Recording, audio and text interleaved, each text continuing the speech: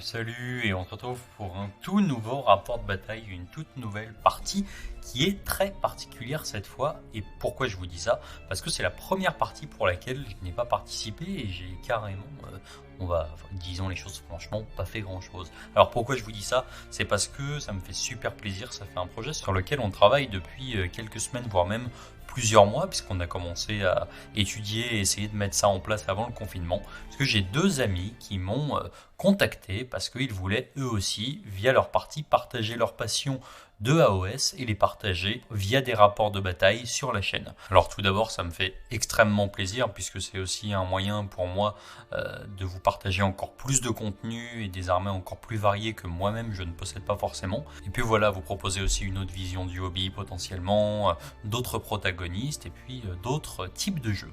Donc pour cette partie, vous verrez, donc il s'agit d'une campagne White Dwarf qui se déroule en 4 épisodes. Donc les règles vous seront expliquées dans une première partie, à la suite de quoi il y aura une petite introduction fluff juste avant de passer sur la partie elle-même.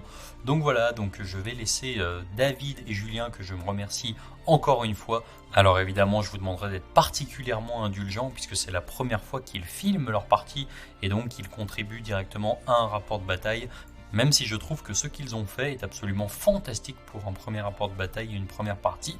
Donc voilà, donc je vous invite vraiment à les encourager et à vous exprimer en commentaire encore plus que d'habitude si ça vous a plu. Et on passe tout de suite à l'explication des règles de la campagne. Je vais donc vous présenter les règles de campagne que nous allons jouer durant cette série de parties. Elles peuvent être retrouvées dans le White Dwarf numéro 452 et la campagne prendra part dans un sous-monde de Shaiish qui s'appelle Alost, la terre des héros défunts. C'est donc une campagne qui va se jouer sur une carte du royaume de Nordiri en 4 actes. Chaque acte correspond à une bataille et il y aura 4 battle plans spécifiques qui peuvent être retrouvés dans le White Dwarf numéro 453 et entre chaque acte, elle va être entrecoupée par des phases de conquête où on va pouvoir gagner des ressources et conquérir des nouveaux territoires. Le déroulement de la phase de conquête est le suivant. On va d'abord, après une bataille sur table, déterminer l'initiative du joueur. On va comptabiliser le nombre de points d'initiative qu'on aura récupéré au cours de la partie. Remporter une victoire majeure, 3 points. Une victoire mineure, 2 points. Tuer le général ennemi, 2 points également. Tuer un héros ennemi, 1 point. Et livrer une bataille contre un adversaire avec plus de points de victoire de campagne, 1 point. Cet ordre d'initiative va donc déterminer quel joueur va pouvoir faire sa phase de conquête en premier. Il va ensuite pouvoir capturer un territoire, gagner des points de victoire de campagne qui vont se générer en fonction des lieux qu'il aura capturés sur la carte de bataille, la carte du royaume de Nordiri. Vérifier les conditions de victoire. Les conditions de victoire de cette campagne sont les suivants. Après 4 rounds de bataille, c'est-à-dire 4 rounds de campagne, c'est-à-dire 4 batailles, si un joueur possède tous les lieux de départ, il a gagné. Sinon, c'est le joueur qui possède le plus de points de victoire de campagne. Ensuite, il va gagner des points de pouvoir. Il va ensuite pouvoir dépenser ces points de pouvoir dans des bonus, soit pour la prochaine bataille, soit des bonus pour fortifier les territoires qu'il contrôle, ou alors contrôler un territoire de plus, supplémentaire. Puis ensuite, on va générer un événement aléatoire qui va s'appliquer à la prochaine bataille. Et ainsi de suite, jusqu'au 4e round de campagne. Voilà, donc les règles étant établies, on va passer tout de suite à la petite introduction fluff avant de passer directement à la partie. Et je vous souhaite donc un excellent rapport de bataille. Lorsque le dieu roi arriva dans les royaumes mortels, Alost était déjà peuplé d'esprits puissants originaires des steppes glacées de Gur. C'étaient des champions légendaires dont l'âme valait celle de plusieurs mortels ordinaires. De leur vivant, ces champions avaient pour croyance commune que ceux qui accomplissaient de grands exploits seraient récompensés après leur mort. Cette croyance devint réalité à Alost. Les héros défunts se rassemblaient et festoyaient ensemble dans de gigantesques halls ou sous les huttes de grands rois défunts. Alost résonnait au son du fracas de leurs armes et de leurs chants guerriers joyeux, car chaque jour ils s'affrontaient, mouraient, étaient incinérés sur de grands bûchers dressés à leur gloire. Puis dès l'aube suivante, ils renaissaient de leurs cendres pour reprendre la lutte. Car telle était leur récompense, une éternité de batailles dans lesquelles leurs vies héroïques et leurs morts glorieuses recommençaient sans cesse. Sigmar avec lui amena la civilisation et les mortels sur les terres de l'éternelle bataille glorieuse. Mais surtout, il amena ses plans et ses intrigues. Car il bâtit comme partout ailleurs dans les royaumes ses cryptes de l'orage. Il y enferma de puissantes reliques qui ne pouvaient être détruites ni retirées du royaume de Shaiish. Les cryptes jouèrent leur rôle pendant un temps, puis vint le nécroséisme. Entre-temps, l'âge du chaos prit son dû sur les terres de Shaiish, comme partout ailleurs dans les royaumes. Les légions de Khorne, tout particulièrement, étaient avides de rejoindre elles aussi les combats éternels livrés sur la terre des héros défunts. Cependant, Alost ne fut pas complètement submergé car ces terres, telles la Nordyrie, recelaient de puissants esprits guerriers. Et bien que ce fût une terre terriblement dévastée qu'ils découvrirent à leur arrivée, les Stormhost du dieu roi arrivèrent à temps pour prêter main forte aux rescapés et contre-attaquer à leur côté. À présent que l'équilibre des forces dans ces régions s'est rétabli, et même les plus puissants devins ne pourraient prédire qui des forces du chaos, du dieu roi ou du grand nécromant ont pris l'ascendant en Alost. Mais pour les habitants de ces régions, le prix à payer fut terrible. Les fiers esprits libres de la Nordyrie, anciens héros indomptables ayant valeureusement servi de leur vie mortelle, mais qui avaient refusé tout mettre après leur trépas, furent les victimes d'une terrible malédiction lancée par Nagash, qui ne supportait pas l'insoumission de ces âmes qu'il considérait comme son dû. Et des suites de l'accomplissement d'un funeste rituel, il lia ces valeureuses âmes à une existence plus terrible que la mort, pour s'approprier une légion d'esprits guerriers soumis à ses moindres désirs, brisant leur volonté et leur essence même. C'est alors que deux seigneurs de guerre se jetèrent dans le tumulte d'Alost, prospectant pour leurs dieux dans les ruines de la Nordyrie quelques artefacts issus peut-être des grandes cryptes de l'orage, ou peut-être juste pour le contrôle de cette région. Mais écoutez plutôt, j'entends le galop de leur fer de lance approcher. Le fer sera croisé sous peu en ces terres, perpétuant la grande tradition des batailles glorieuses et sans fin de la terre des héros défunts.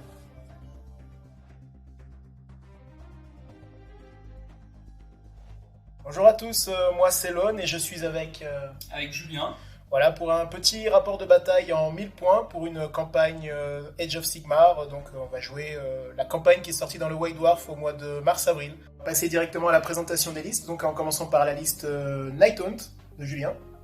Donc moi je joue un bataillon qui s'appelle Cavalier de la Mort, qui comprend le Black Coach, le Dreadblade Arrow qui sera mon général, et deux unités de X-Wraith, une de 5 et une de 10.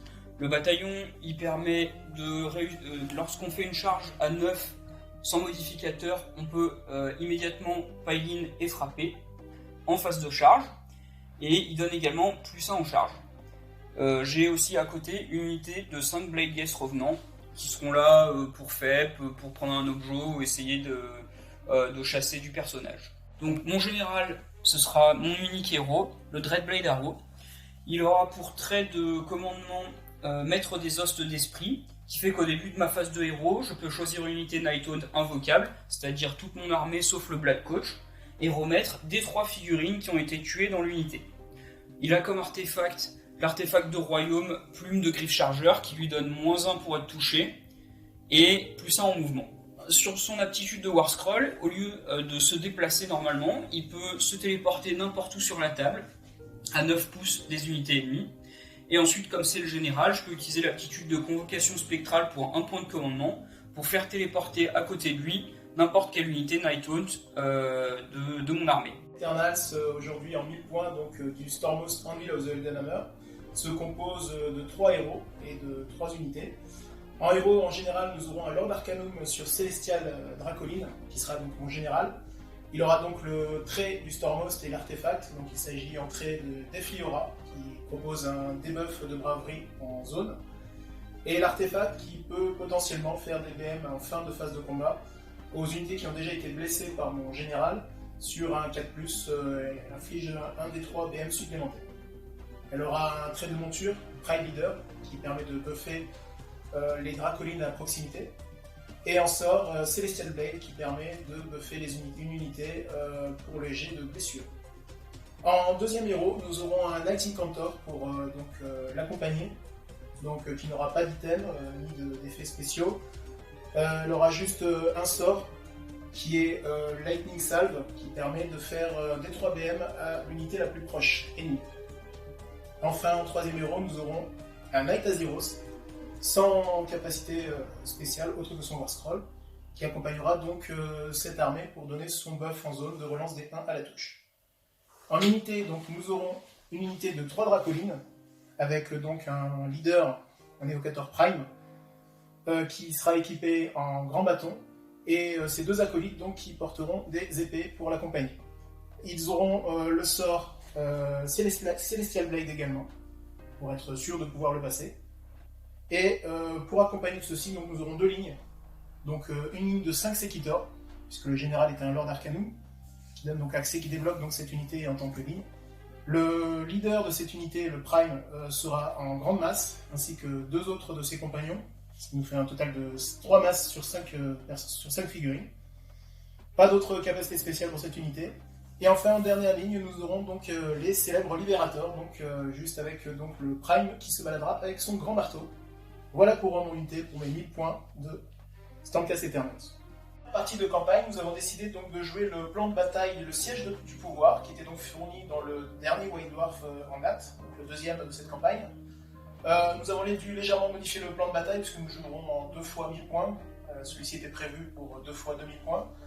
Donc cette bataille se jouera pour le contrôle de deux objectifs, qui sont ici et ici. Et nous avons également donc un siège de pouvoir, qui est un point qui ne sera pas considéré comme un objectif ici, et qui permettra aux joueurs qui le contrôlent de choisir en début de round un effet sur 3 qui est proposé par le scénario. La bataille est scénarisée, se jouera avec un attaquant et un défenseur que nous tirerons au départ. Et la victoire se jouera sur le contrôle des points, puisque le défenseur marquera à chaque tour un point pour chaque objectif qu'il contrôle, et l'attaquant, s'il arrive à les prendre, prendra 2 points pour chacun des objectifs qu'il contrôlera. Le territoire du défenseur sera de ce côté de la table, et l'attaquant jouera en face de lui. Donc, suite à cette présentation, donc, nous avons tiré les décors pour la table et donc effectué le placement donc, hors caméra. Pour les décors, nous aurons 2 décors ésotériques. Donc, celui-ci ici, le grand décor central, ésotérique également. Nous avons également 2 décors sinistres, ici sur le côté, et celui-ci en opposé. Et enfin, un décor fatal dans le coin là-bas, ici. On a tiré les dés, donc Julien a gagné le dé d'initiative, donc il a choisi de jouer l'attaquant, donc il sera de ce côté de la table, je serai en face en tant que défenseur. Nous avons effectué le placement, donc Julien, est-ce que tu veux expliquer ton placement, les figurines ? Donc j'ai positionné mon général ici qui peut se téléporter, planqué derrière les décors au cas où il y a une tentative de snipe. J'ai positionné également sur table le Black Coach, puisque au début de la phase de héros, je vais lancer 3 dés et pour chaque 4+, il va gagner un niveau de pouvoir. Donc on a envie qu'il soit sur table dès le début. Une unité de 5 X-Brace devant pour faire tampon, éventuellement aller chercher l'incantor qui est au milieu. Et ensuite, j'ai placé dans les sous-mondes, donc en réserve, une unité de 10 X-Brace et une unité de 5 Blade Guest qui seront là pour essayer d'aller contester les objectifs. Il y a du monde dans les sous-mondes. En Stormcast, donc j'étais le premier à devoir placer des figurines sur la table, donc j'avais déjà placé un premier cordon avec mes libérateurs sur le côté, pour protéger un petit peu les faibles en arrière. Bon, avec très peu de figurines sur la table, en 1000 points, je ne pourrais pas protéger de devant. J'avais ensuite placé un deuxième cordon ici, de manière à veiller à ce qu'il n'y ait pas de figurines qui puissent se TP ici. Ici, le décor étant fatal, les entrées sont donc plutôt devant. Et j'avais placé un Night Incantor ici pour essayer de prendre le contrôle dès le début, dès le premier round de ce petit objet, donc du siège de pouvoir. Et également, donc, avec ses sorts, de pouvoir effectivement impacter dès le premier tour, puisque dans ce scénario, le défenseur commencera à jouer. C'est tout ce que j'ai sur la table, le reste est parti dans les cieux. Donc avec mes Dracolines qui essaieront d'impacter en faisant donc leur descente des cieux, le général pour les buffer là où il faudra, avec également la Zeros pour les relances. On va essayer peut-être de sniper soit le général adverse, soit de faire un petit peu mal quelque part avec une fête. Phase de héros, donc je gagne un point de commandement, donc j'avais oublié de préciser, j'avais un point de commandement également dans ma liste, j'avais acheté 50 points, donc ça me porte le total à 2 points de commandement. La phase de héros va être rapide, puisque sur table il n'y a que le Night Incantor, les 2 autres héros étant dans les cieux pour l'instant. Donc elle va lancer son souffle, donc Salve d'éclair, qui a une difficulté de cast de 5, elle a +1, puisqu'elle est sur le décor ésotérique. Donc, petit lancement de sort. C'est un 6 +1, 7, donc une réussite. Et donc la salve d'éclair inflige D3 BM à l'unité ennemie la plus proche. Moi je n'ai pas de magicien, donc je peux pas dissiper. Donc si dans ce cas-là, je pense qu'il n'y a pas de conteste, que ce sera cette unité-là qui sera la plus proche. Donc un petit D3 BM. C'est un magnifique 1 DM. Moi j'ai une sauvegarde invue à 6 puisque je suis... non, ça doit être à 6 pouces, donc en fait je ne dois pas y être, je pense. Non, donc il prend une blessure mortelle sur lui. C'est bien fait, c'est le point de PV de la honte. C'est tout pour ma phase de héros, puisque donc il n'y a pas d'autres héros. Alors on oublie juste de préciser au début du round, donc le serment, donc ici je contrôlais donc avec le Night Incantor qui est à moins de 6 pouces. le siège du pouvoir. Donc j'ai choisi un serment, donc il y en a 3. Le premier serment serment de vengeance permet d'ajouter 1 au jet de blessure effectué par les attaques de héros qui ciblent un héros ennemi. Le deuxième est un serment de loyauté qui permet de transformer entre guillemets chaque blessure mortelle allouée au général, de le renvoyer sur une figue qui est à 3 pouces ou moins de ce général et cette figue est tuée. Et le troisième serment est le serment de gloire qui ajoute 1 au jet de charge de toutes les unités sur la table. Bon, j'avais choisi d'activer pour ce tour donc le serment de vengeance qui permettait d'ajouter 1 au jet de blessure des attaques effectuées par un héros qui cible un héros ennemi. C'était celui entre guillemets qui m'handicapait le moins. Ma phase de héros était rapide, donc j'ai un peu replacé ici mes 2 unités qui sont quand même légères, hein, avec 5 figues, il n'y a quand même pas grand chose sur la table. Phase de mouvement. Donc phase de mouvement, ouais, pardon. Et j'ai reculé donc le Knight Incantor qui a couru, hein, pour, maintenant qu'il a activé point de pouvoir, pour se replacer un petit peu avec son armée. Phase de tir, mais il n'y en aura pas. Phase de charge, il n'y en aura pas. Donc je vais directement passer en fin de tour. Je vais scorer 1 point pour chacun des objectifs que je tiens. Et je vais regarder ce que fait le Nighthaunt en gardant donc toutes mes unités en fait pour l'instant pour le tour 2. Donc 2-0 pour les Stormcast pour l'instant. Donc début du premier tour des Nighthaunt, je vais gagner un point de commandement, ce qui me porte le total à 2 puisque j'ai un bataillon. Ensuite, alors normalement ça se faisait au début du round mais on a oublié, je vais faire voir s'il me gagne des niveaux de pouvoir celui-là, donc je vais jeter 3 dés, sur chaque 4+, il va gagner un niveau. Ça c'est super. C'est magnifique. On aime ça. Oui. Toujours l'efficacité. Donc il sera niveau 0, ce qui fait qu'il ne peut pas soigner ces petits monsieur. Donc j'ai pas de magicien, j'ai pas de magie, donc ma phase de héros est terminée. Début de la phase de move. Je peux faire téléporter celui-là, mais avant je vais positionner, je vais mesurer mes X-Brace pour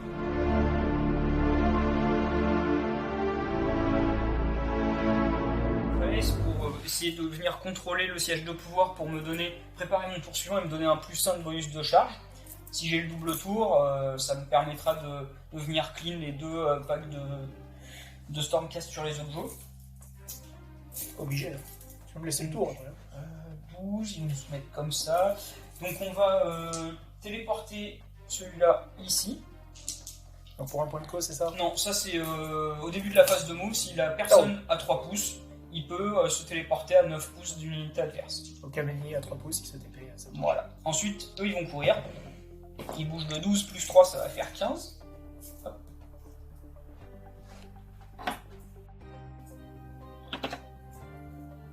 Il se rapproche de la statue Sigmar, je peux les comprendre. Et voilà. Ensuite, le Black Coach, eh ben, il va courir également.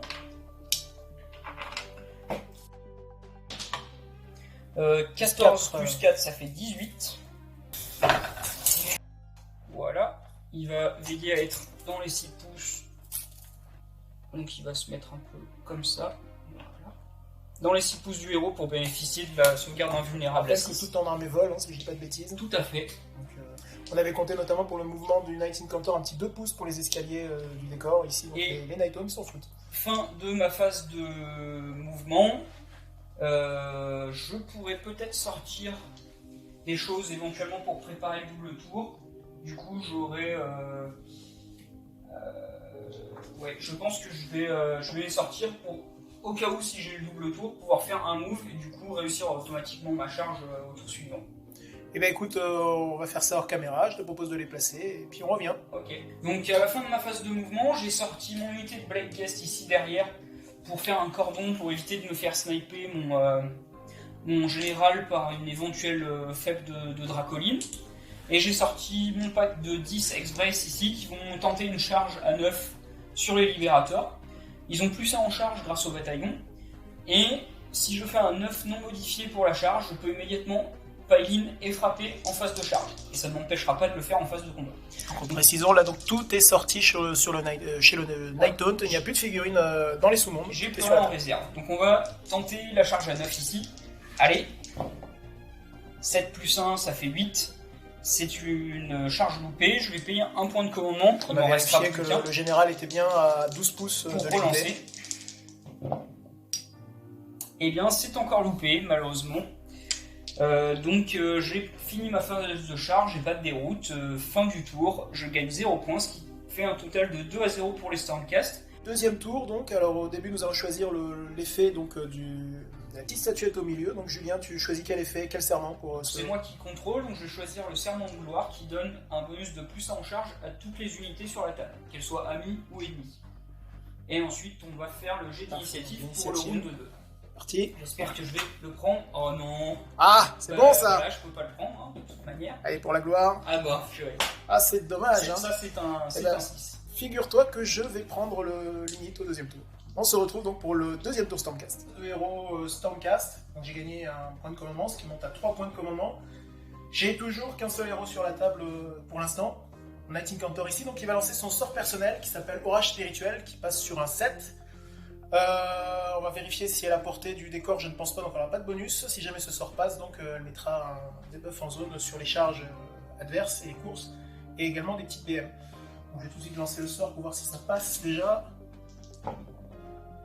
C'est un 7, ça passe naturellement, tu n'as toujours pas de dissipe. Non. Donc à 18 pouces, toutes les unités ennemies. On va regarder avant, hein. On va vraiment tout passer.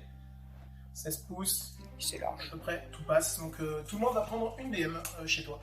Et pour la phase des héros, donc on va la terminer tout de suite, donc rien d'autre. Je vais passer directement à la phase de mouvement, donc je vais avoir quelques renforts depuis les cieux qui vont venir me prêter main forte. Moi, j'aurai quelques Feel No Pain à 6 à faire autour de mon général. On se retrouvera juste après. On a également... Oui, on a également le Black Coach qui a monté 2 niveaux au début du round de bataille. Stormcast Eternal, alors qu'est-ce qui s'est passé? J'ai un peu réaligné, on va dire, mes lignes, sans mauvais jeu de mots, de façon à laisser la place, et j'ai reculé mes libérateurs pour laisser la place pour mes Dracolines pour faire une charge de face, pour également faire un écran pour éviter que ces unités qui sont quand même plus numéreuses que moi viennent se poser sur l'objectif. Les Séquitors sont venus un petit peu protéger mon Night Incantor qui est reculé, parce que dans les règles de campagne, si un héros meurt, il rapporte quand même un point d'initiative à l'adversaire, donc j'aimerais éviter qu'elle prenne trop cher quand même. Donc ils sont venus la protéger du mieux qu'ils pouvaient, tout en restant 3 fixes sur l'objet. Donc clairement celui-là va être un petit peu plus dur à défendre, mais bon, on verra bien. Les Dracolines se sont posés, donc à plus de 9 pouces ici, 9 pouces également de cette unité-là pour tenter de la charger, avec le général qui s'est mis ici un petit peu protégé, et qui pourra essayer de faire ses auras de buff. Et également donc le Knight Azyros qui s'est posé ici donc à 10 pouces de cette figurine-là. Donc comme c'est un vieux War Scroll, en fait, le Knight Azyros permet de faire une bulle à 10 pouces sur les unités adverses, et on prend en compte les unités adverses. Les figurines ennemies, donc du coup, qui seront dans cette bulle, donc cette figurine est à 10 pouces, je pourrais relancer mes 1 de touche avec toutes mes unités quand je les attaquerai. Donc le Knight Azyros, si t'es 10 pouces, ça va être parfait pour si je réussis ma charge. On va tout de suite passer à ma phase de charge, du coup je vais les faire tout de suite. Donc on a +1, puisque Julien a choisi donc toutes les unités sur la table avec +1 à la charge. Donc mes Dracolines vont tenter une charge à +1. Nativement, les Dracolines peuvent relancer leur charge, donc ce sera donc une charge à 9 +1 avec relance. C'est parti. Et c'est un 10 et un 11. Donc cette charge va être réussie, je vais lancer toutes mes charges et puis on fera les mouvements hors caméra. Mon général va y aller aussi, parce qu'il n'y a pas de raison. C'est un 8 et un 9, donc c'est réussi également. Et puis je n'ai pas d'autres charges, le Knight Azyros, ça ne m'intéresse pas trop, et les autres figurines, donc celles-là je n'ai pas prises, elles avaient couru pour pouvoir se déployer au maximum. Celles-ci sont juste replacées, mais elles ne sont pas très intéressées par aller se faire massacrer par le Black Coach. Donc on va bouger tout ça et on revient. Donc du tour Stormcast, donc je vais être le premier à activer, je vais activer en premier mes Dracolines. Alors ça, je vais claquer un de mes 3 points de commandement avec mon général, pour utiliser son aptitude de commandement, donc Alpha de la Meute, qui va donner une attaque en plus à chacune des petites bébêtes, hein, donc pas les évocateurs. Les bébêtes vont avoir une attaque en plus pour cette phase. Je vais commencer par les attaques de mes bonhommes, donc tout est simultané, mais je vais quand même les faire, donc en distinguant mes dés. Le Prime a une attaque de plus, il tape au grand sceptre, donc ce sera CD ici. Les attaques de mes 2 acolytes seront ici à l'épée. Il touche sur 2+, grâce au Pride Leader, le trait de monture de mon général. Blesse sur 3+. Je relance les 1 grâce au Knight Azyros caché ici comme un bleu trop derrière. Et on est parti, donc 2+, 3+, pour 2 dégâts sur les petits dés, 1 dégât sur les gros dés. Il y a un ici à relancer. Tout le reste touche. Balance du 1. Donc ça passe. Tout touche. On va voir si tout blesse. Sur du 3+. Ça fera quand même, donc tu ne subis pas l'arène, donc tu t'en fous, donc tu auras 6 touches pour 1 dégât et une touche pour 2 dégâts différenciés. Moi, tous les Nighttones sont éthérés, donc ils ignorent les modificateurs positifs ou négatifs sur les sauvegardes d'armure. Donc je vais faire 6, ils ont une sauvegarde à 4+, je vais faire 6 à 4+, pour 1 dégât. Ça fait donc 3 dégâts. Moyenne. Et 1 à 4+, pour 2 dégâts, qui est tanké. Donc je prends 3 dégâts, ça fait... Lui, il avait perdu déjà un point de vie, donc lui, il meurt. Et ensuite, lui, il va mourir aussi. Ensuite, je vais faire les attaques de mes petites bébêtes. Donc chaque bébête de base attaque avec des griffes, donc elles ont chargé ce tour-ci, elles font plus de dégâts si jamais elles touchent. Elles ont 3 attaques de base, elles sont 3, mais j'ai claqué un point de coup pour donner plus d'attaques, donc elles font 4 attaques chacune. Ça fait un total de 12 dés. Pour du 2+3+. Je relance les 1. Il reste toujours Night Aziros. Et un gros 1, donc il y en a une qui rate, on se touche. Plutôt fiable, hein, comme unité. Ah bah il faut dire que j'aide un petit peu. Hein. Puis bon, Sigmar est avec moi. Et, un petit peu moins bon toujours sur la blesse. Ben, il va rester 3, 4, 5, 6, 7 touches. Donc 7 sauvegardes à 4+. Oh là là. Ah, il a 2 sauvés quand même. C'est dégueulasse, oui. Il en reste 5, c'est ça? Ouais, 5. 5 des 3. Oh, yeah. Allez. Ah, c'est pas terrible. 1, 2, 3, 4, 5, 6, 7, 8. Quand même, hein. 8, donc je suis trop loin pour mon Feel No Pain, donc ça va me faire 4 morts. Voilà. Et les éclairs. Les éclairs, donc la règle des évocateurs. Hein, donc je lance 2 dés pour chacun de mes évocateurs. Donc je vais lancer 6 dés. Sur chaque 4+, ce sera une BM. 4, 6 dés. Et on est stat, on est à la moitié. 3 BM. Donc un mort de plus et un point de vie dans celui-là. Et j'ai donc fini l'activation de mes dracolines. Donc moi je vais activer ceux-là, ils vont tous taper dans les dracolines. Ils ont 2 attaques chacun, plus une pour le chef. Ils mettent de la BM sur du 6 pour toucher, et c'est du 4+3+, raid -1 pour 1 dégât. Et ben c'est vraiment pas beau. Pas de BM, et du 3+ pour blesser. Bon bah super. Ensuite il y a les attaques de poney, qui font souvent plus mal que les cavaliers. 2 attaques chacun, en 5+, 4+. Voilà, c'est bien ce que je disais. Hein. 2 sauvegardes sans rend. 2 sauvegardes sans rend, donc ça me fait dans une sauvegarde à 4+, donc c'est la 4. Et c'est tanké les deux avec un double 6. Magnifique. Ben voilà, après tu vas pouvoir activer ton arcanum. Un petit peu loin. Hein, t'as chargé, donc tu as le droit de faire un pile-in de 3. Mais je vais pas me rapprocher sur le côté qui m'éloigne du champ de bataille, je vais plutôt faire mon petit pile de l'autre côté. Tu peux pas, t'es obligé de... Ah oui, exact, donc je suis obligé de me rapprocher. Non, elle va faire son pile, elle est bien. Ok. Donc fin de la phase de combat. Déroute ici, j'ai un commandement de 10. -1 à cause des dracos et -1 à cause du trade des Anvil. Donc ça me fait un commandement de 8. J'ai perdu 7 figurines et je suis malheureusement trop loin de mon général pour mes une bravoure. Ça m'aurait été bien utile. Donc on va faire 4. Donc ça fait 3 qui fuient. Et bien mon unité est morte. Et là, je suis pas très bien. Donc fin du tour Stormcast, il va marquer 2 points, portant 4 à 0, et puis bah, moi je vais faire ma phase de héros. Début de ma phase de héros, je vais avec le trait de seigneur de guerre, le trait de commandement de mon général, remettre des 3 figurines dans les Shelghast, donc j'en ai perdu qu'un, donc je vais en remettre un, et pareil avec le Black Coach dans les cavaliers. Donc, je vais en remettre un, et il va se remettre ici. J'ai fini ma phase de héros. Début de ma phase de move, je vais relocaliser mon général ici à 9 pas de l'adversaire. Hop. Ensuite, il va payer un point de commandement pour refaire une convocation spectrale et appeler les Shelghast à côté de lui. Donc là, le but, ça va être d'essayer de s'éloigner le plus possible. Une capacité donc, de l'allégeance Nighthaunt. C'est ça. Ouais. Je sais pas, mais moi je trouve ça vraiment pratique. Ça permet un jeu super fluide de placement et de mouvement. C'est d'ailleurs pour ça que j'aime bien cette armée qui, à part ça, est je trouve un peu molle, mais bon. Ouais, mais je prends tout en casse, c'est pas grave.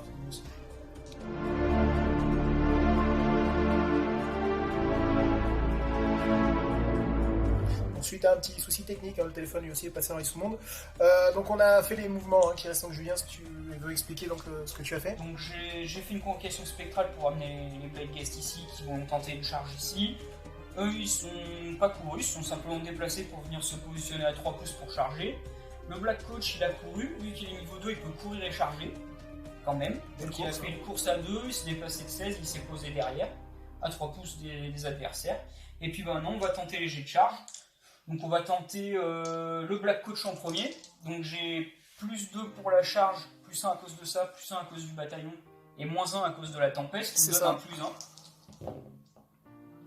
Ben c'est réussi, j'aurais bien voulu un petit 9 pour frapper immédiatement. Donc il va se positionner comme ça. Eux ils vont charger aussi. Ah, ça vient pas ce jet de dés qu'on attend. 8. 8, et bien, ils vont se mettre comme ça. Donc on va essayer d'en positionner le plus possible sur le jeu au cas où je loupe ma charge des Blade Guest. On va laisser juste un petit trou pour pouvoir réussir une éventuelle charge de Blade Guest et en mettre le max sur le jeu. Et les Blade Guest, donc eux ils ont que un bonus, ils ont pas de bonus de charge, donc c'est une charge à 9. Oui, qui passe enfin, ils peuvent immédiatement pile-in et frapper en phase de charge. C'est un peu dommage que j'ai pas laissé plus de place du coup, mais bon. Ils tapent à combien de portée? 1 pouce? Ils tapent à 1 pouce, ouais. Je vais vérifier, mais... Et bien on se retrouve tout de suite pour cette petite attaque. J'ai les Blade Guests qui vont pouvoir taper immédiatement en fin de la phase de charge, puisqu'ils ont fait une charge non modifiée à 10. Il y en a 2 qui peuvent frapper, ils ont chargé, ils ont une attaque supplémentaire, donc ils ont 6 attaques, enfin au total 6 attaques en 3+, raid -1 dégâts.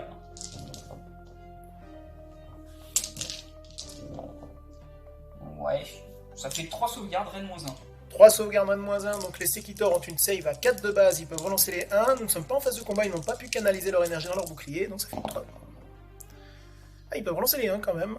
Ah oui. Tu m'as dit que tu avais -1 de raid, c'est ça? Donc, ouais. C'est sur du 5, bah, tout est raté. Ça fait 3 blessures. 3 blessures, ça fait 1 mort et demi. Donc on se retrouve pour la phase de combat.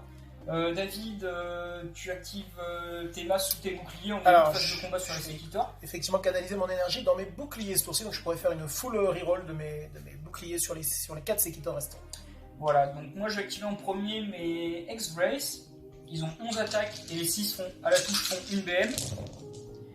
Ça c'est oui, c'est bien, ça a 4 BM. Ça va quand même. Et ensuite c'est du 4+, 3+. Donc ça fera 3 sauvegardes, raid -1. 3 sauvegardes, raid -1. Donc c'est des sauvegardes à 5 que je peux full reroll. Je vais les full reroll.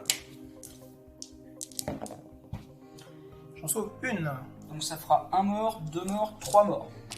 3 morts, on se retrouve tout de suite. J'enlève les figues et je pense que je vais les activer. Pour l'activation donc du Night Incantor, alors en fait on avait oublié les poneys sur les X-Rays qui ont fini le dernier PV du dernier Sekitor.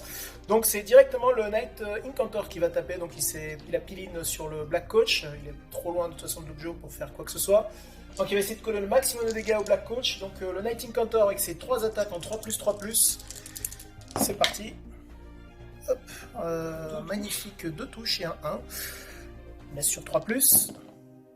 Bah rien du tout. Et bah rien, et ben il est fatigué le Night Incantor, il a tout donné dans son orage spirituel tout à l'heure. Donc fin de l'activation, Stormcast, on va faire directement le Black Coach. Donc le Black Coach il a 3 attaques de faux de moissonneur, les 6 à la touche donnent 2 BM. Donc ça fera 2 BM et 2 touches, c'est du 4+, 3+. Raid -1 pour 2 dégâts. Raid -1, donc ça fait une save à 5. Donc, qui est ratée. Donc elle prend déjà 4 dégâts. Ensuite, il y a 9 griffes de porteur d'héroïque. Et 6 à la touche donne une BM également. Donc ça fait déjà 2 BM, et ben elle est morte. Elle est morte, tout à fait, elle avait 5 points de vie. Et il finira pas ses attaques. Et bah du coup c'est la fin de la phase de combat, je pense. Il n'y aura pas de test de déroute puisque tout est mort. Et donc je vais contrôler cet objectif. Tout à fait, marquer 2 points. Donc je vais marquer 2 points, ce qui porte le total à 4-2 pour les Stormcast. Round de 3 des Nighthaunt. Okay. Oui, les Nighthaunt ont gagné le jet d'initiative. J'ai gagné le double tour.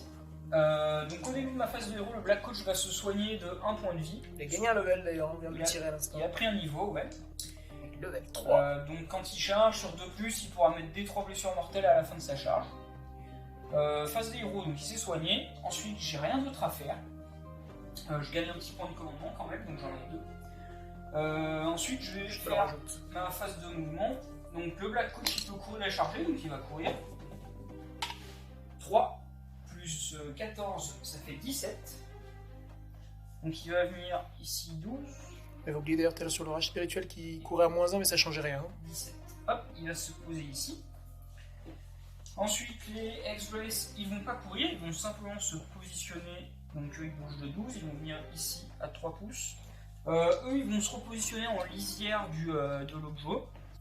Et puis, alors c'est normalement ce qui est au début de ma phase de héros, mais lui, il va se téléporter ici à Bravo. 9 pouces. Ouais, j'ai fait un petit rollback. C'est pas grave, ça me fera une excuse si je perds. Voilà, phase donc, de fin de ma phase de move, ça va être phase de charge.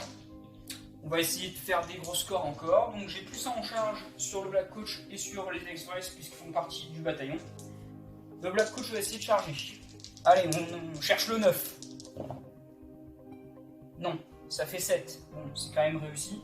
Et il va bien sûr sur les Dracolines. Hop, il va venir comme ça. Quel pleutre. Les X-Rays, ils cherchent le 9 aussi. Ah, eh ben non. Je vais payer un point de commandement pour relancer. Ah, monsieur est joueur. Toujours Ça va pas. rigoler avec un double 1, tiens. Donc ça fait 6. Allez, j'avais plus un en charge. Ça fait 6, donc on va essayer d'en mettre le maximum possible. Je sais pas si t'as assez pour tuer 5 libérateurs, hein. Faut quand même pas oublier quand même La puissance. la puissance de cette unité. Ça Unité risque. échelon, rappelons-le quand même. Unité échelon d'AOS. Unité de référence. Oh, et quelle référence. Surtout des blagues en ce moment. De référence dans la nullité. Donc, fin de ma phase de charge, on va faire la phase de combat et puis. On a oublié de préciser au fait qu'il n'y avait pas de figurine qui tenait donc le siège de pouvoir, donc il n'y a pas eu de serment activé à ce tour-ci. Et ben c'est parti, on se retrouve donc pour la phase de combat. Le Black Coach a réussi sa charge, donc à la fin de la phase de charge, sur 2+, il peut mettre les 3 blessures mortelles. Ça fera donc 2 blessures mortelles dans les libérateurs. Ça va faire un mort, alors comme je suis à moins de 18 pas avec mon général, donc il y a le pouvoir des Lord Arcanum, dont je ne me rappelle plus le nom, qui permet de ramener une figurine à la vie, à 1 PV s'il n'y a pas d'overkill, donc elle a pris 2 piles, donc je ramène une figurine à 1 PV. Ouais, on va mettre un petit marqueur sur le monsieur ici au fond. Oui. Ouais, lui. Pas Ah lui. pardon, excuse-moi, j'avais pas vu qu'il était en démarche, tout à fait. Donc ensuite, le Black Coach va frapper. Il a 3 attaques de faux. Les 6 pour toucher font une BM. Voilà. Voilà. Donc ça fera une BM et les autres. 2 BM, pardon. Et les autres ne touchent pas, c'est dans 4+. 2 BM, bah, Donc écoute, ça il y aura fera un 2 mort, BM. donc il meurt. Voilà, mis pour rien, on l'enlèvera après, hein, ce sera plus simple. Ensuite, Ça il vaut a 9 attaques de glyphes de porteur de relique. Les 6 pour toucher font une BM. Et il y en a pas malheureusement. C'est du 4+, 4+. Je peux relancer les 1. Puisqu'il Obligé. faut- Voilà. Et 4+. Ça fera donc 3 save Ren-1. 3 save Ren-1 avec la célèbre relance à 1 des libérateurs. Donc nous sommes à une save 5 plus relance des 1. Eh bien, une de tankier, il n'y a pas de 1. Hop. Donc ça fera encore un mort. Et ensuite, 8 attaques de dents et sabots de cauchemar. En 4+, 4+. Relance des 1.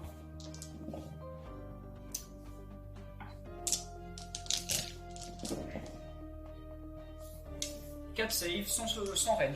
4 saves sans Ren, donc on est sur la save à 4 plus relance des 1. Allez les gars. Une de sauver et une petite relance ici. Non. Non. Donc ça fera 3 blessures de plus, donc un mort et demi de plus. On enlève tout ça et réplique donc des libérateurs. Il ne reste plus que le libérateur prime qui va essayer de coller un petit peu la dose aux chevaux, hein, parce que bon, le Black Coach il ne le séchera pas comme ça. Donc il a un grand marteau, donc il va avoir 3 attaques vu que c'est un prime, en 4 plus 3 plus pour toucher. Ren-1 on s'en fout, dégâts 2, c'est parti. Eh bien tout est raté du coup, ce qui touche du 4 plus. Voilà la puissance du libérateur. On va ensuite se retrouver pour le pile-in des X-Rays. Et puis ensuite on fera les contrôles des objectifs. Fin de la phase de combat Night Haunt, donc de son 3e tour. Le Libérateur Prime, donc après avoir fait ses magnifiques attaques, a clairement tanké les attaques des X-Rays. Bon, en fait, les X-Rays se sont ratés, ils étaient en train de pouffer de rire, je pense. Du coup, il est là, fièrement, avec son 1 point de vie, mais il va falloir maintenant qu'il résiste à la phase de bravoure. Alors clairement, je ne vais pas claquer un point de commandement hein, pour un demi-point d'unité. J'ai -1 en bravoure à cause des Night Haunts qui me font très très peur. Donc je passe à 6 de bravoure, j'ai eu 4 morts. Ce qui veut dire donc sur un 3+, ce fier libérateur prime disparaît. Comme je suis en Ville of the Elden Hammer, je pourrais relancer mon jet de braverie s'il ne me convient pas. C'est parti.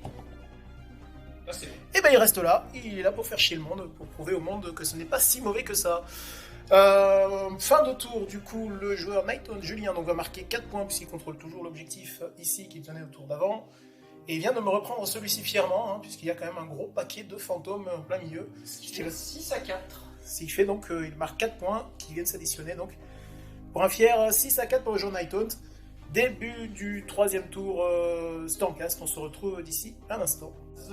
Héros des Stormcast Eternals du 3e tour. Donc face des héros, je vais avoir 2 sorts à lancer, donc un sort avec mes évocateurs, tant que j'ai 2 figurines ou plus dans l'unité du son mage ici, son sorcier. Et mon général. Mon Azyros claquera également sa lanterne, je ne sais plus comment ça s'appelle, sa lumière de Sigmar, une fois par partie, qui se fait donc en phase des héros. C'est parti pour la magie, donc les évocateurs vont lancer le sort et sort. Donc sur une difficulté de mémoire de 6 tout à fait, hop, je te les lance. Et c'est un 5, ça ne passe pas. Le Celestial Blade donc, de mon général, toujours sur les dracolines, c'est un 9, tu n'as pas de disciple, j'ai cassé le décor.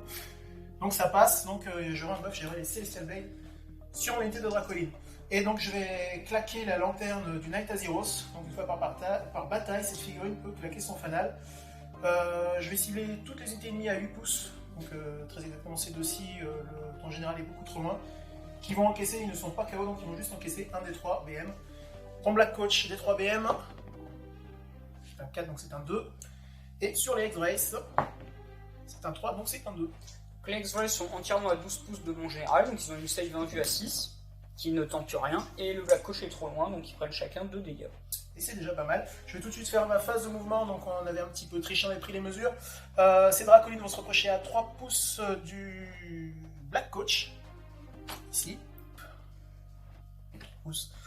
Et pareil, ici, on se casse ici, à 3 pouces. Et j'ai fini ma phase de mouvement, je vais tout de suite attaquer ma phase de charge. Donc charge des dracolines, donc qui nativement peuvent relancer leur charge. C'est une charge à 3. 8 ou ça va. Allez, 8, fait 4 avec tout fait 3. Mon général, c'est une charge à 3 aussi. Sur Dracoline, elle pourra relancer. C'est une charge à 9. Si elle était plus fine, elle aurait été un peu plus fit, elle aurait peut-être pu passer. Et mon Azyros, c'est une charge à 3. C'est un 5. Et ben on déplace tout ça et on revient. Je vais en premier activer les 3 Dracolines qui vont. Au début de la phase de combat, moi j'utilise un point de commande pour relancer mes saves de 1 sur le Black Coach. Yes. Et moi donc je vais utiliser donc l'aptitude de mon général, donc Alpha de la meute, pour donner une attaque en plus à tous les petits chats. C'est parti, je vais faire d'abord les attaques de mes évocateurs. Donc je prends toujours des bleus clairs petits pour le chef et les autres pour ses acolytes. Donc c'est du 2+, relance des 1, parce que je suis toujours à portée avec l'Azyros. C'est ce 1, tout touche. Et donc c'est du 2+ à la blessure grâce au sort que j'ai réussi tout à l'heure, une lame céleste. Et bien il y a donc 2, 4, 5 saves pour un dégât et 3 saves pour 2 dégâts. Donc 5 saves pour un dégât à 4+, relance des 1. Ouais, bon. Donc ça fait 3 dégâts. Et ensuite 3 saves, 4+, relance des 1. Là ça fait 2 dégâts, donc ça fait un total de 5 dégâts pour l'instant. 5 dégâts, je vais faire les bébêtes, donc 4 attaques de bébêtes par tête de pipe, donc on a 12 attaques, donc 2+ pour toucher toujours grâce au trait du général. Je relance les 1 avec la 0, s'il n'y a pas d'autres 1, s'il y en a un autre là. Donc, tout touche, et 2+ à la blesse, c'est pour diviser 3 dégâts parce que je suis en charge. Ok, donc ça fait 10 saves. Pour du D3. Allez, là on va se craquer la save. Il va tanker comme un fou. Donc 4+, relance des 1. Oh là là, c'est vraiment pas terrible 5, du tout. Qui C'est vraiment sous-stat sur les saves. Hein. Donc 6, D3, 2, 4, 6, 2, 4, 5, 6, 7, 8, 9, 10, 11, 12, 13, il est mort. Il est mort. Et avec tout ça, tu n'as perdu qu'une figue. Eh Ça reste pas mon problème. c'était le plan, mais bon, j'aurais bien voulu qu'il se craque. Du coup, il me reste les éclairs, mais je suis beaucoup trop loin pour essayer de foudroyer ces petits squelettes qui, je suis sûr, pourtant doivent bien cramer. Donc C'est la bah, fin de moi, la première activation. je vais activer mes X-Rays, 2 dans le Liberator Prime, 2 X-Rays, ça fait une BM et une touche, qui ne blesse pas, donc ça fait une BM. Donc il devrait mourir donc une fois par tour, donc on est un nouveau tour, donc je vais le sauver avec mon pouvoir, il va revenir à 1 PV. Ensuite il y a les attaques de chevaux, qui ne font rien, donc lui il est toujours pas mort.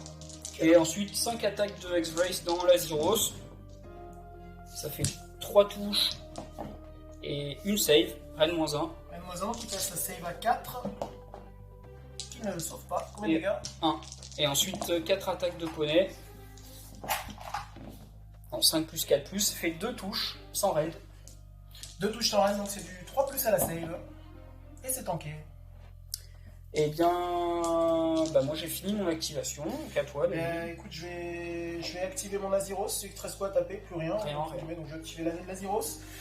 Alors la fière Azyros a 4 attaques qui veulent mettre dans les X-Rays en 3 plus 3 plus. Hop. 2 qui passent, 3 plus pour blesser. 2 qui blessent, c'est pour du en dégâts. Hein. C'est pas non plus Regarde, à 4, ça fait une de tankier et une invue à 6, donc ça fait 1 dégât. Un dégât. Et bien écoute, on va finir par le paline de mon général, et puis je pense que ce sera à la fin de ce round. Non, tu as le Liberator Prime aussi qui peut taper. Oh putain, il est tellement... Ouais, j'ai fait oublier. Autant pour moi. Donc le Liberator Prime, bah, il va retenter ce qu'il a fait au tour d'avant, en mieux.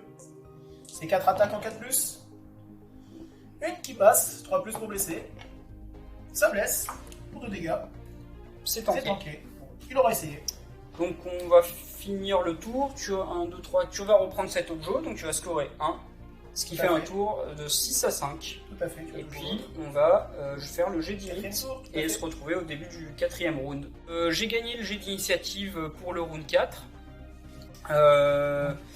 J'ai remis un X-Brace ici grâce à une montrée de commandement sur mon général.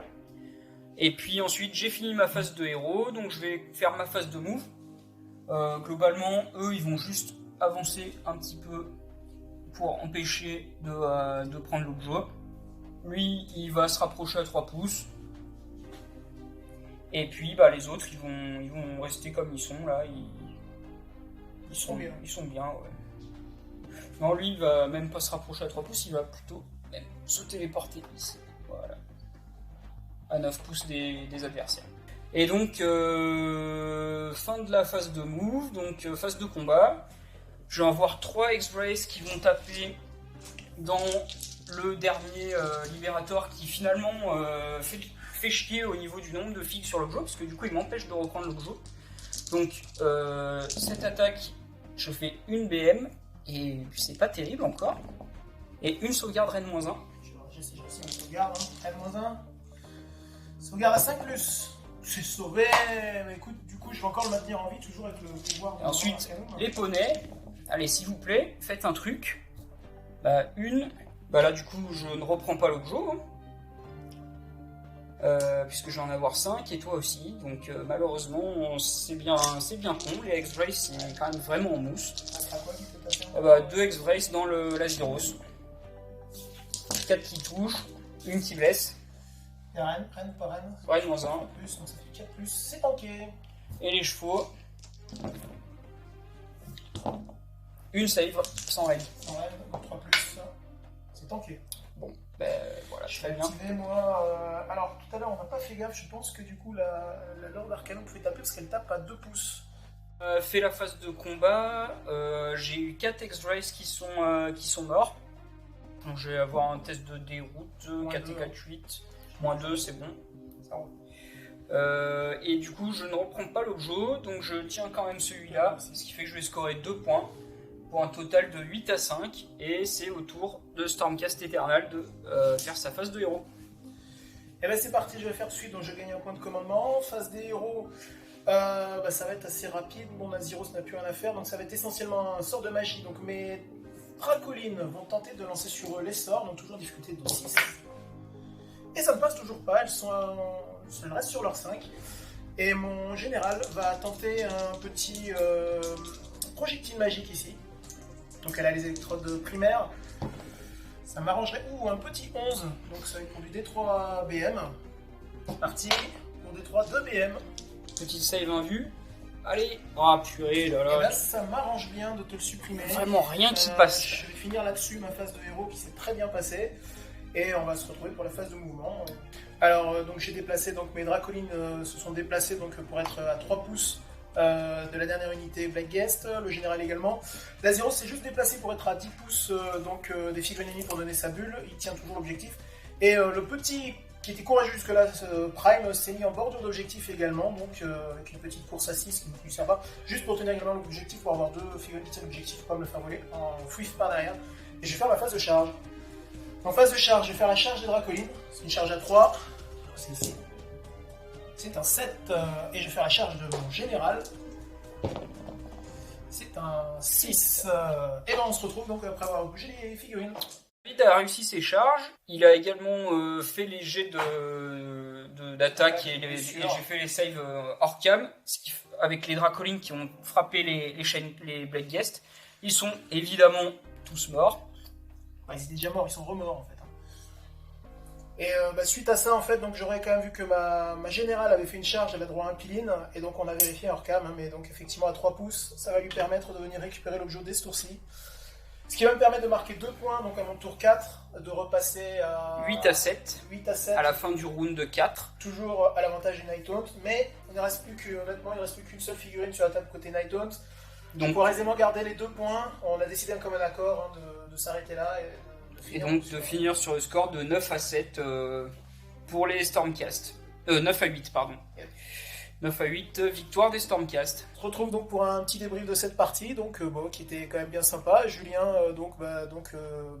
victoire sur le fil des Stormcast, mais c'était pas loin pour les Night Haunt, avec en plus des jets au niveau de la save, c'était pas ouf. J'ai pas fait des très bonnes saves en éthéré, j'ai eu pas non plus trop de... J'ai fait qu'une seule charge à 9 kills avec le bataillon pour pouvoir pile-in en phase de charge. Donc bon, malheureusement, j'ai pas forcément eu trop de réussite et malgré tout, ça se finit sur un score de 9 à 8. Donc une belle partie, bien. Belle partie, ouais. Au niveau de la mécanique du scénario, c'est vrai que j'avais très peur. C'est vrai que dès que tu as commencé à prendre un objectif là-bas sur la droite, je peux pas vraiment tenir. En plus, ça score vite, 2 points pour toi, 2 fois plus que moi. Ouais. Ça score vite, ça se joue vraiment pas grand-chose à la fin. Je pense que éventuellement, peut-être, t'aurais pu tenir peut-être déjà un unité un peu plus loin. Ici, j'ai fait, je pense, une erreur de placement sur les Black Guest, où ils auraient dû être un peu plus en avant pour empêcher le pile-in sur une charge comme ça s'est passé et qui a finalement sur le fil arraché la victoire, puisque en étant un peu plus loin, même en ayant lavé mes trucs, le Lord Arcanum n'aurait pas pu pile sur l'objet. C'est le point qui manque. Et on a fait hors caméra comme ça, on a fait le jet d'init suivant et j'ai gagné le jet d'init, donc j'aurais scoré 2 et du coup j'aurais pu peut-être... surtout moi j'ai scoré un de moins sur cette phase-là, donc clairement. Il y a eu ça comme fait de jeu, il y a eu aussi donc, la survie du petit bonhomme là, donc comme quoi je l'ai un peu motivé quand j'ai dit qu'il était nul, ça a un peu motivé. On a bien regardé le War Scroll du Lord Arcanum, donc effectivement donc ça lui permet vraiment de sauver une fois par tour, donc de tour de joueur une figurine. À vérifier, il faudra peut-être qu'on vérifie quand même la fac, parce que d'habitude c'est un pouvoir que je crois que j'ai pratiquement jamais utilisé en 1 an et demi d'armée Stormcast. Et là pour le coup ça a bien fait le café, je pense que t'en penses. Il a été vraiment déterminant celui-là, puisque si j'arrivais à le tuer, je reprenais cet objectif. Pas de temps pour les dégâts monstrueux qu'il a collé à cette partie, mais c'est plutôt juste le fait, ça faisait une figue de plus sur l'objet et ça t'a empêché de le reprendre, de scorer. C'est vraiment. Il y a eu ça comme fait de jeu. Puis moi après, sur ce truc-là, cette statue-là, ça n'a pas fait grand-chose, faut être honnête. Très utile. Pas ouf. Et puis après, les Dracolines à ce format, la table est plus petite. Déjà que c'est assez fort, la table est plus petite, ils peuvent facilement. Moi je pensais pas qu'ils pourraient aller comme ça, pas d'un bout à l'autre de la table, mais bon, ils sont quand même bien déplacés. Du coup, ils ont lavé 6 packs de 10. C'est intervenu sur l'objet, ils ont lavé le Black Coach. Ils ont été jusqu'ici, ils ont permis au leader, au général de reprendre le point, donc ça a été quand même assez mobile en 3-4 tours. Les 2 tiers non armés, donc tu es tout seul. Ils avaient la foi, ils avaient Sigmar avec eux, ça, on peut rien contre ça, n'est-ce pas Sam ? Voilà. Bon, en tout cas, on espère que ça vous a plu. Nous, ça nous a bien plu. Donc, on a fait hors caméra également les petits tirages, on va dire, de la campagne, hein, donc qui nous permettent d'avoir des petits bonus, etc. Donc, pour ma part, donc, en ayant gagné la partie, j'avais 3 points d'initiative et 1 pour Julien. Ce qui sert donc à savoir dans quel ordre en fait on choisit nos effets. Donc pour ma part, je me retrouve avec 2 lieux à la fin de cette première partie, donc le lieu de départ Toundra, et j'ai été prendre donc une estrade magique qui me donnera des petits bonus de lancer de sorts. J'en ai bien besoin en Stormcast pour la partie suivante. Et je me suis acheté avec mes ressources donc grosso modo un PC pour la prochaine partie, donc je commencerai avec un point de commandement supplémentaire. Pour toi, Julien? Moi j'avais un seul point d'initiative, donc j'ai fait mes jets après David. J'ai commencé dans les hautes terres et j'ai capturé une porte de royaume qui va me permettre ensuite de conquérir des territoires qui ne sont pas forcément adjacents à mes territoires actuels. Et j'avais 3 points de ressources, j'ai fait un effet qui s'appelle poursuivre l'assaut qui m'a permis de conquérir un lieu supplémentaire. Donc j'ai conquéri l'Andojibet. Donc j'aurai 3 points de victoire de campagne et puis voilà, moi j'aurai pas de bonus pour la partie suivante, mais j'engrangerai un petit peu plus vite des ressources. Voilà, c'est la fin de cette première partie de campagne. Il nous restera donc encore 3 parties. On espère que ça vous a plu. Nous on s'est bien marré, on a passé une bonne après-midi. Et bien on se retrouve peut-être à bientôt. Merci à tous.